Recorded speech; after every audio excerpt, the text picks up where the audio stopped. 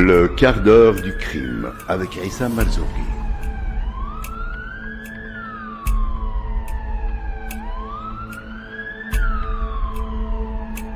Aujourd'hui, Peter Kürten, le vampire de Düsseldorf.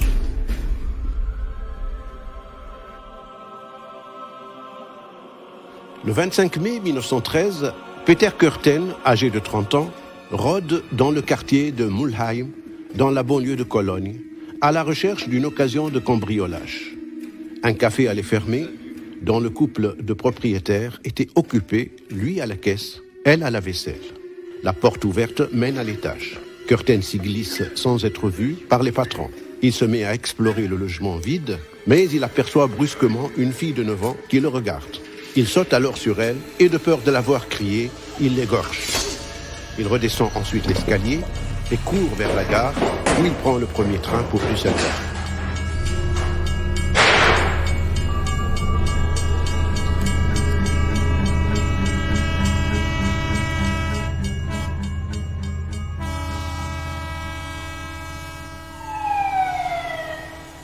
L'enquête qui suit le meurtre de la petite Christine s'oriente vers le jeune frère du propriétaire apprenti boucher, en mauvais termes avec son aîné. Et, aucun vol n'ayant été commis, la police privilégie l'hypothèse de la vengeance.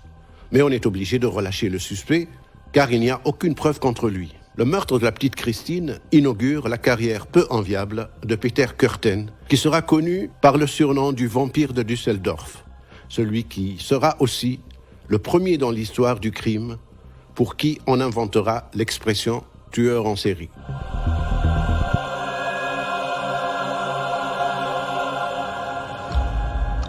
Peter Kürten est né en 1883 dans une famille pauvre où le père ouvrier s'échine pour faire vivre 10 enfants. Peter est un enfant difficile qui se livre très jeune au vol. Enfant battu, il fugue souvent et se complaît dans la petite délinquance. Adolescent, il vit de petits boulots mais continue à voler, ce qui l'emmène en prison à l'âge de 16 ans. Relâché, il continue à mener une vie déréglée et à faire preuve d'un tempérament violent. Il torture les animaux et brutalise les prostituées qu'il fréquente. Il se livre également à la pyromanie, qui lui apporte des satisfactions de névrosé. Lorsque l'âge du service militaire arrive, il déserte et se fait condamner à 7 ans de prison. Durant cette période d'emprisonnement, dont il sortira en 1918, il fera preuve d'une grande maîtrise de soi, évitant de fréquenter les mauvais sujets et se tenant toujours propre et décemment habillé. À sa sortie de prison, il reprend sa vie de délinquant et se fait arrêter de nouveau à Düsseldorf pour vol, recel et violence. Il est condamné à 8 ans de prison à Brigue en Silésie, ce qui lui permet d'échapper à la Grande Guerre de 14-18. En prison, il souffre de conditions de vie très difficiles, notamment par manque de nourriture, et sans recevoir de visite durant la longue durée de sa détention.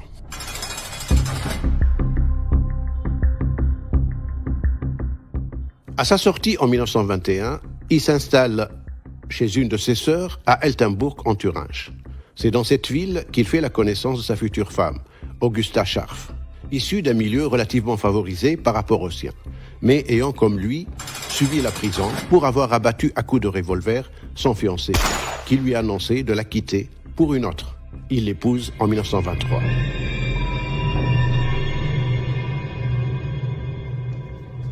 Le couple s'installe à Düsseldorf, où Peter est employé, alors que Augusta travaille dans un restaurant. Durant les 5 ans qui suivent le mariage, Peter ne se livre pas à des excès, mais il commence à s'intéresser aux femmes qu'il se met à fréquenter frénétiquement. En 1928, une employée de maison, séduite par lui, dépose une plainte. En vérifiant ses papiers, la police remarque qu'il les a falsifiés, ce qui entraîne pour lui un nouvel emprisonnement de 5 mois. Peter se révolte contre ce qu'il considère une injustice et décide de se venger de la société.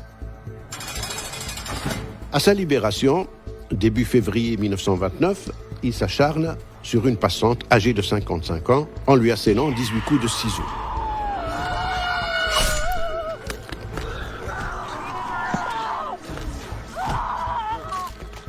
Le 9 février, il rencontre une petite fille, Rosa Holliger, perdue. Il lui propose de la ramener chez elle, puis l'étrangle sur un chantier avant de l'achever à coups de ciseaux. Il abandonne le petit cadavre pour aller au cinéma, puis revient sur les lieux du crime pour l'arroser d'essence et y mettre le feu.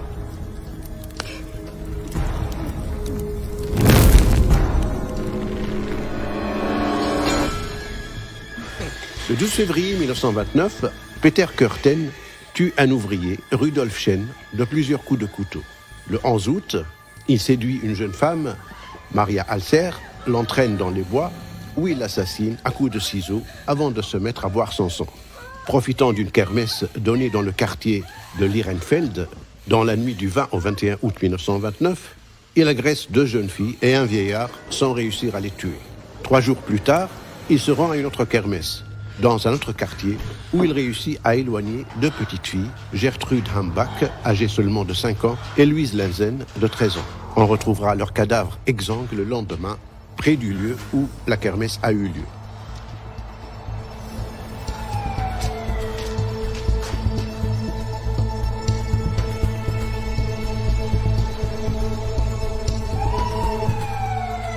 La frénésie de meurtre dans laquelle se lance Peter Kürten plonge la ville de Düsseldorf dans une psychose sonnante.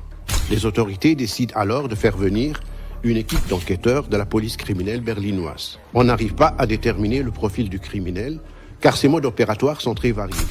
Les victimes sont en effet différentes. Il s'agit indifféremment d'hommes, de femmes ou d'enfants. Leur apparence physique est également fort variée. Pour tuer, le vampire utilise le couteau ou le marteau. Il lui arrive aussi d'étrangler ses victimes. Comble d'horreur, il prend parfois goût à boire le sang qui coule des blessures infligées à ses victimes.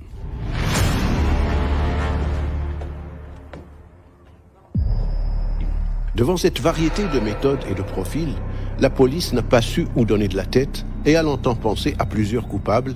Et comme dans le cas célèbre de Jacques l'Éventreur, les victimes appartenaient aux classes défavorisées, ce qui ne pousse pas la police à diligenter son enquête. Un certain Johann Strauberg se présente aux autorités afin de s'accuser de certains de ces meurtres. Mais on se rend compte, au bout de plusieurs mois, qu'il est innocent de ces crimes qu'il s'attribue.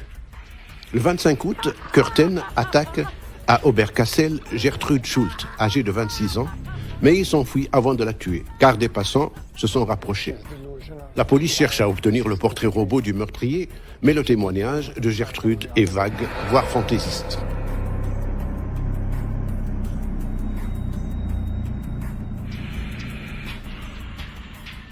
Après une accalmie d'1 mois, Kürten reprend de plus belle. Le 29 septembre 1929, il égorge la domestique Ida Reuter.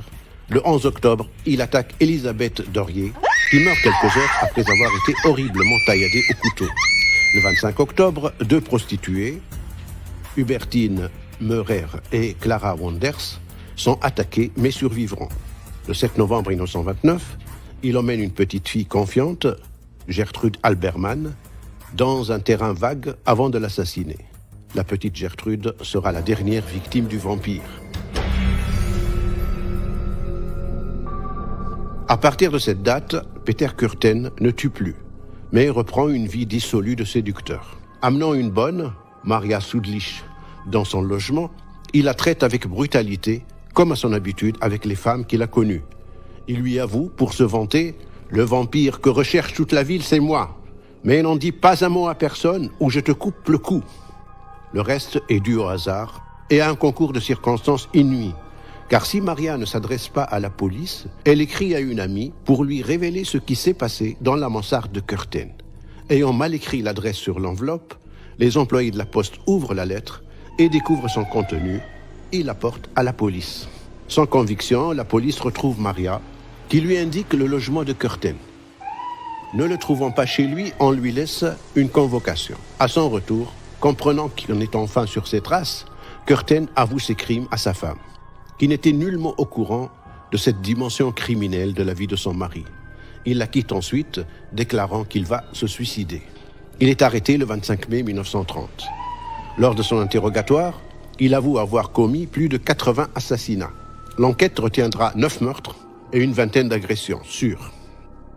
Son procès s'ouvre le 13 avril 1931 et dure une dizaine de jours.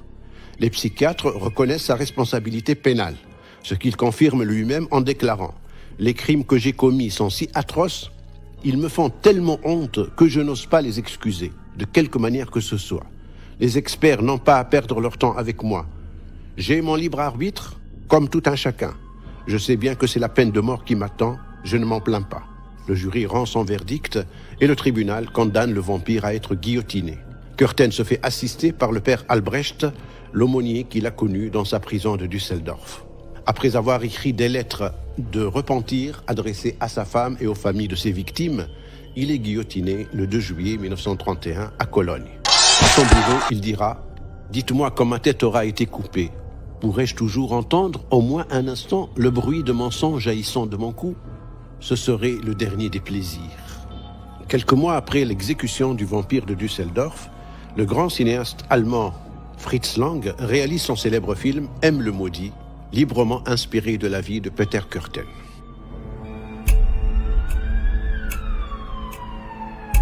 Le quart d'heure du crime avec Issa Malzouri.